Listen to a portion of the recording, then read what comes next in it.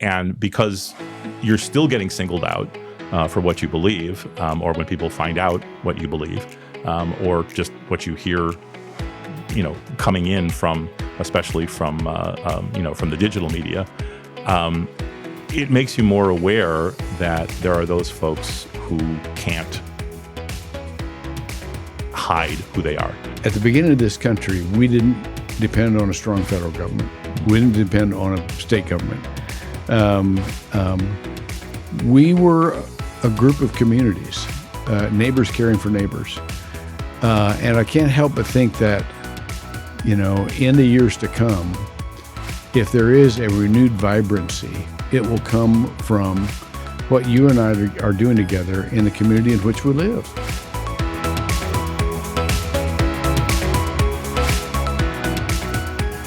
This is going to be fun. I'm here today with my good friend David Kay, Rabbi David Kay, who is is it executive director? Is that your official title? Chair of the Leadership Council. Chair of the Leadership Council of the Interfaith Council of Central Florida. He's not my suite mate, but you're right down the hallway. We office together, and so I wanted to have him in for several reasons. First of all, I just really like the guy. Got a great sense of humor.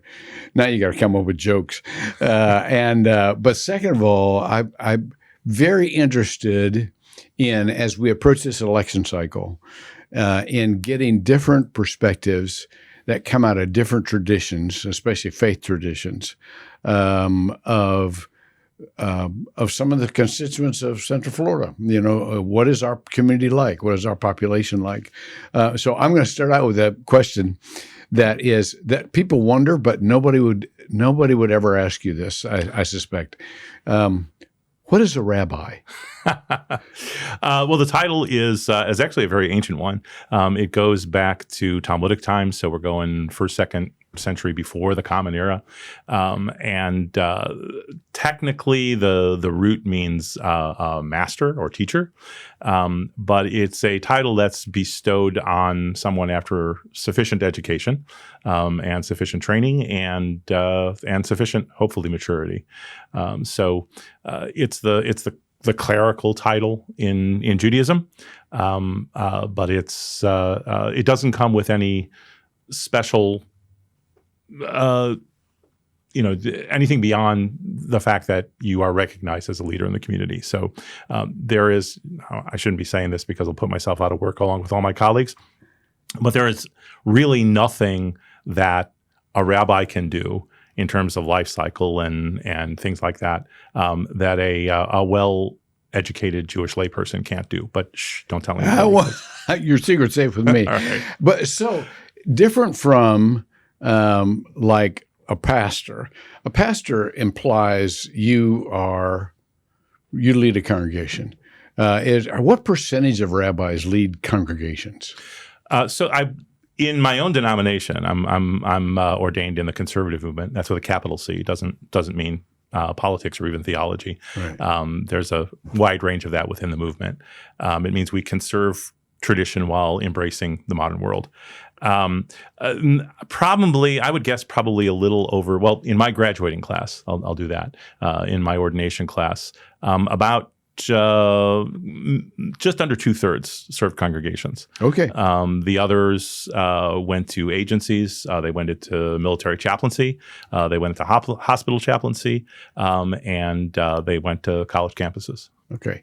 And you brought up conservative, so let me kind of complete the larger spectrum here. Can you tell us a little bit more about the difference between conservative and Orthodox and Reformed? What are the major branches of Judaism as we would understand them? Yeah, so there's always been, as with any faith tradition, there's always been Judaisms, plural, right? Some of it arises from the fact that, we've been in diaspora for many, many centuries. And so different communities in different parts of the world were isolated from each other. They developed their own customs. Same core beliefs, same core practices, same liturgical calendar, but different customs.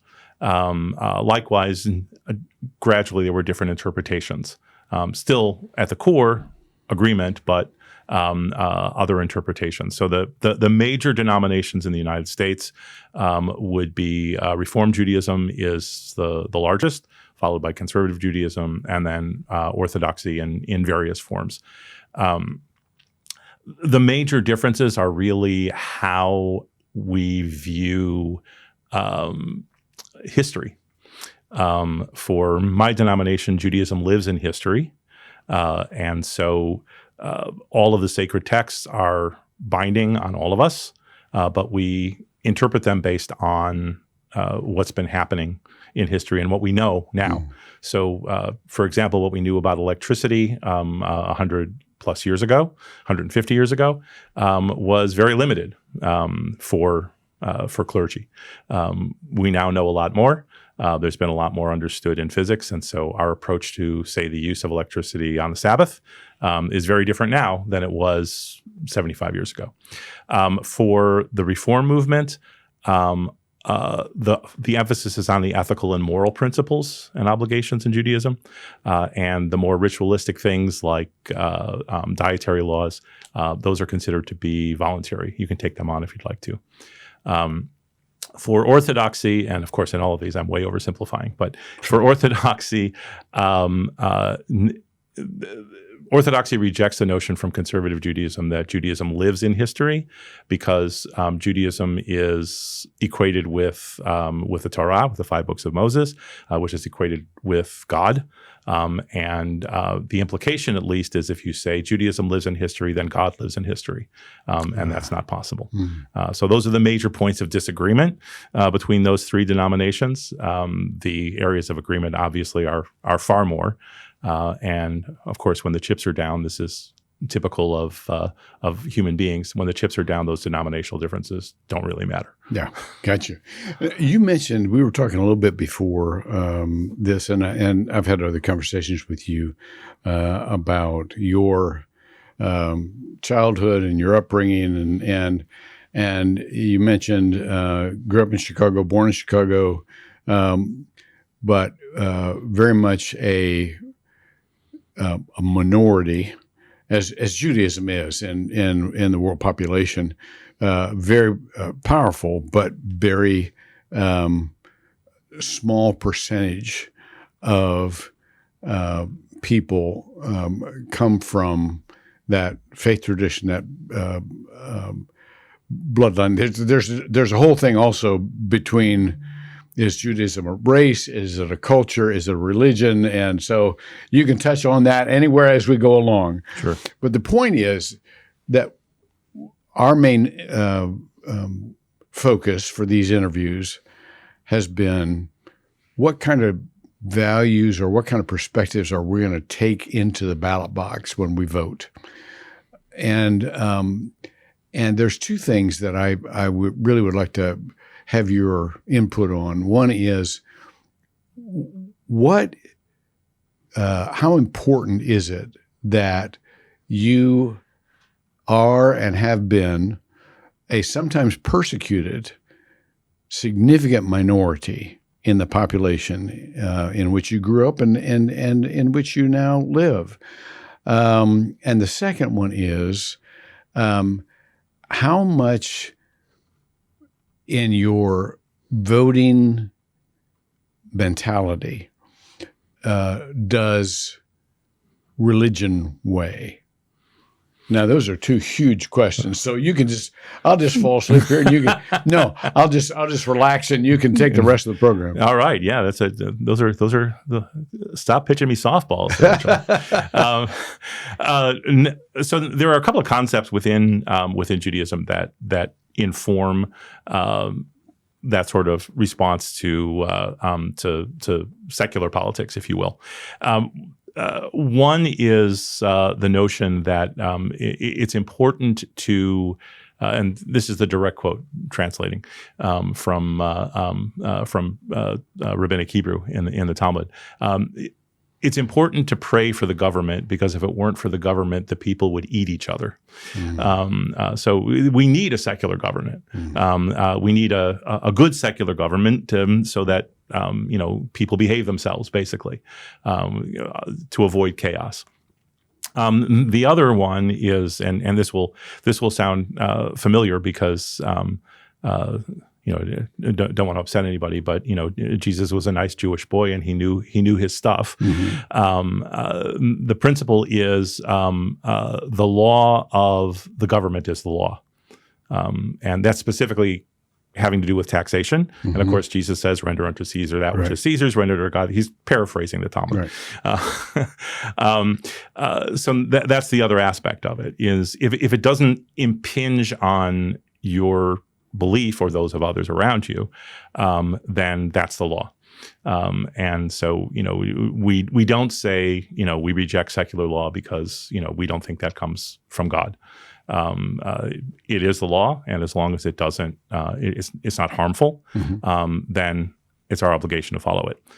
So sort of the combination of those two things, I have always viewed voting as and involvement in that process as a sacred responsibility. I have a responsibility to myself and to my family, to my community, but I also have a responsibility to the country and to my broader community, and that is not something I take lightly. Also informing that is, at this point, at my age, all of my friends in the Jewish community had or still have, if they're fortunate, parents and grandparents who were immigrants to the United States, who came here to escape persecution in other places. In some cases, lost many family members. My own grandfather of blessed memory came here with his family when he was a boy to escape pogroms, and so, it's been going on for generations.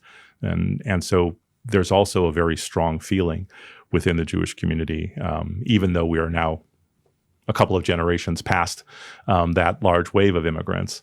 There's a very strong feeling that participation in the political process, and especially in the electoral process, is something that is crucial to maintaining this republic and this participatory democracy that allowed us to freely exercise what we believe. Would there be let's piggyback on what you just said, especially kind of emphasizing. Don't say piggy to a rabbi, by the way. Good call. Let me follow up. Okay. You mentioned again in your growing up years, you experienced quite a bit of anti-Semitism. You were in your school. There was just like one other Jewish kid, and it was overt in the community.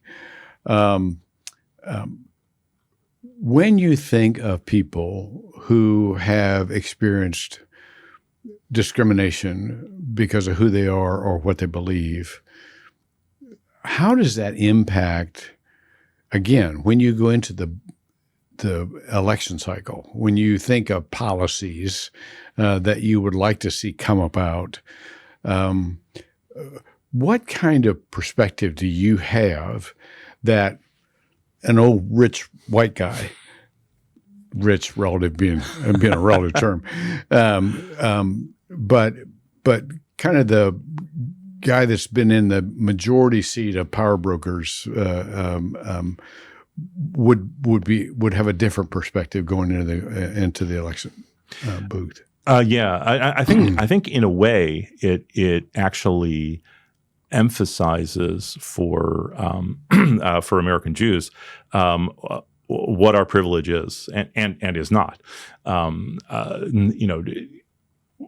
We're familiar with discrimination. We're familiar with suffering, and even here in the U.S., where it's probably the freest and the least hassled that has happened in many centuries for Jews.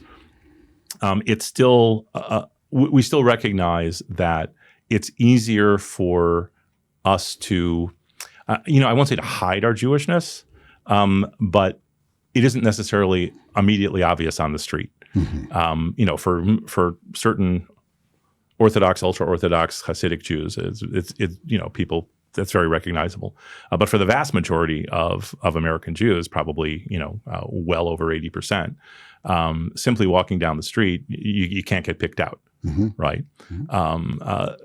And because you're still getting singled out for what you believe, or when people find out what you believe, or just what you hear, coming in especially from the digital media, it makes you more aware that there are those folks who can't hide who they are, or would be noticed immediately because of their features, the color of their skin, even their manner of dress. So I think it really, the experience that I had growing up in a virulently racist and anti-Semitic neighborhood, you can go one of two ways. You can go bitter, or it can sensitize you to what is happening for other people. And I feel fortunate that I had the support of a family and friends, and a community where I didn't go the bitter route. Yeah. Let me follow up. See how quick I am? I'm really quick. Let me follow that up because you've almost made a career out of not being bitter, but rather embracing differences, being curious about other types of backgrounds, always respectful, always actively reconciling people, especially with irreconcilable beliefs. I love that about. Tell us the motto of the Interfaith Council. Yeah, so the mission statement of the Interfaith Council of Central Florida is to embrace irreconcilable differences and cultivate shared values, revealing our best selves as individuals and as a community. In there, that's I wish that was an original idea with me, so that I could say I'm just so wise and insightful. But so many of my significant teachers over the years, and especially those who come from different backgrounds and different faith traditions. I learned that idea about embracing difference from I studied Tai Chi with a Taoist teacher. I learned wonderful things about interfaith dialogue from Dr. Mary Boyes, who is also a nun. So I've learned this from the work of the Pledge and what you're doing, and just sort of watching you and your work over the years, and you being in places where, maybe your community wasn't entirely thrilled that you were in those places. You think? But you chose to be in those places because embracing difference was important. And that whole notion that agreeing is not the same thing as acknowledging somebody's dignity. Yeah. Let me ask you this, because I think people are curious. I hearken back to a time, I'm old enough to remember when JFK ran for president, and people were sure that if he got elected president, the Pope would be running the United States because he was Catholic, and so he would, obviously would have to be obedient to the Pope. And of course, he was the most wonderful president and a most wonderful man. While being a very good Catholic, I'm sure, at least doctrinally. But when people think of Jewish people and how they vote in America, I've heard, they wonder how much their loyalty to Israel plays into that vote, and the hopes of impact in benefiting Israel and policies and so on and so forth. What is that mix like? I mean, what is that? Give us sort of an idea, what goes through a Jewish person's mind, knowing they have this natural, of course, affinity to the land, but yet they live in this land. So what's that mix? That is the $10,000 question. There is a perception that the Jewish community is a one-issue community. That and for some folks in the Jewish community, I mean, it's not monolithic, far from monolithic. The old saying, if you have two Jews, you have three opinions. Yeah. But there are those people for whom that's the first box they want to check. However, there's a wide range of opinion, and there's a misperception that Israel is the if it's not the only issue, it's the major issue, and that if you don't check the right box there, then you're done. I think we're seeing that that's not true, especially in the younger generation who are more skeptical. I think there's also better awareness of the difference between the modern state of Israel and the current government of Israel. The government isn't necessarily the people, and the government isn't necessarily what the state really values. And Israel's not the only country where that happens. Yeah. There's deep concern because Israel is supposed to be a haven for Jews around the world. It's also supposed to be a democracy that treats all of its citizens equally. And that has been the challenge since May of 1948 is, how do you be a Jewish state, and how do you be a democracy that represents the needs and the rights of all peoples? Yeah. And can that be done? Yeah. And can it be done effectively? And we're still finding out. Been watching a series, by the way, on Netflix called The American Experiment, and seeing how in the early years of this country, that was a big question. I mean, is this thing going to work? Yeah. And we're still asking the same questions 250 years later. Yeah. So I'm not quite as worried about those questions being asked in and about Israel, but it's still a problem. The other thing I would add to that is the reality is that, for me and for many, many American Jews, Israel is our homeland, but it's not our home.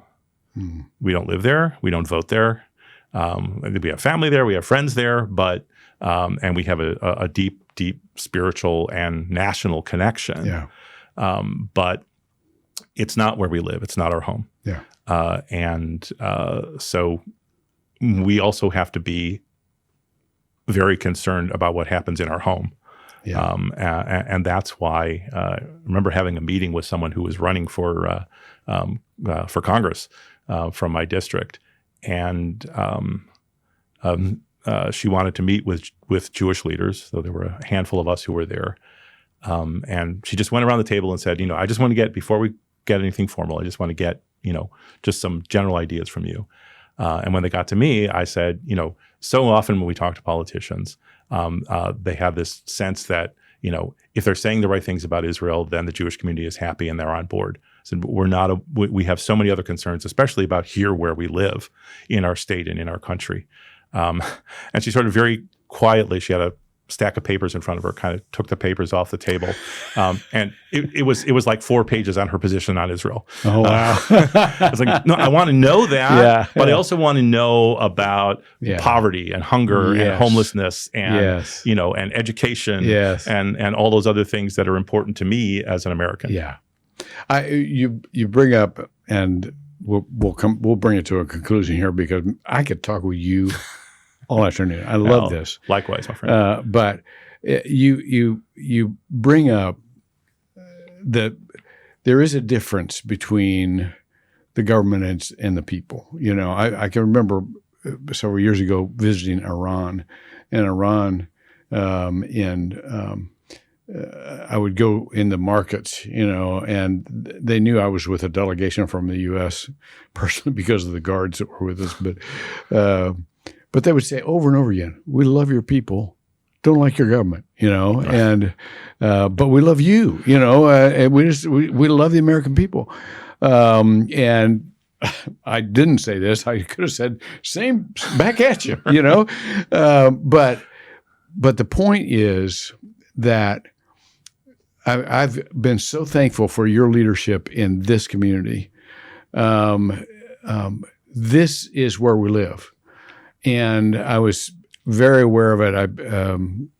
When I was invited to do the invocation for the presidential center opening of Obama's presidential center, and standing there with 4 former U.S. presidents and their spouses at the 250th anniversary of the country. And this is what went through my mind, literally. At the beginning of this country, we didn't depend on a strong federal government. Mm-hmm. We didn't depend on a state government. We were a group of communities, neighbors caring for neighbors. And I can't help but think that, in the years to come, if there is a renewed vibrancy, it will come from what you and I are doing together in the community in which we live. And so just let me ask you a concluding question here. What are your hopes for this community, Central Florida? What would you like to see? What are you working towards as we are kind of on the same team now? And in your mind's eye, what would not only be good for everyone in the community, but would also be an expression of the deepest part of your faith? I love that question, I think it was summed up very well in where the Central Florida Pledge is going right now, is to be the most welcoming community in the country. Mm. And wouldn't it be fantastic if every community in the country was vying to be the most welcoming community in the country? That is a competition that I can get behind. Yeah. Definitely, because it's not really a rivalry. It's just like, I want to be as hospitable as I possibly can. Mm-hmm. That's something that comes out of the foundations, the cultural foundations of Judaism and Christianity emerging from Judaism in first century Judea, and Islam as well as and any of the other traditions from Buddhism and Sanatana Dharma, which we call Hinduism, Baha'i, all of them, that hospitality is foundational to a community. And we don't have to think in terms of, do I agree with this person? And are they do they have the same religion? Do they have the same diet? Do they have whatever? Can I be hospitable? So when we say to be the most welcoming community, Orlando of all places in the world, which has, the largest probably hospitality industry anywhere, practice hospitality. Yeah. Yeah. Well, I look forward to years and years of building that kind of community with you, David. Thank you for this conversation, and thanks for your friendship. It is an absolute pleasure, and thank you. Okay.